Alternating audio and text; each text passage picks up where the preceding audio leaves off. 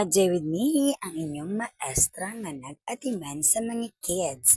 Akong gipulbusan ang mga bata, kay di man lagi ko mahiligon sa pulbus, so ako na lang gidala diri sa school para mas magamit sa mga bata.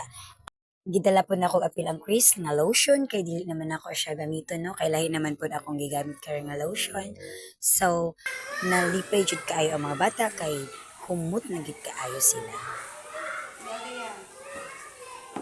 Dali ko, tarong ang buhok ate yan, tarong ang buhok. Dire. So, ngisi-ngisi pag yun na sila karon kay wala pa man may nagklase. Oh, pero unya gani, basta na ay magpabadlong, sure na, alam na.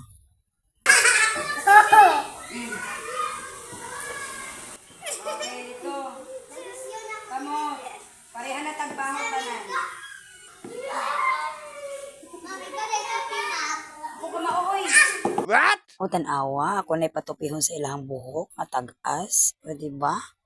Pero of course, paningkamutan nato nga maka-sponsor ta og tupi sa ilang mga buhok.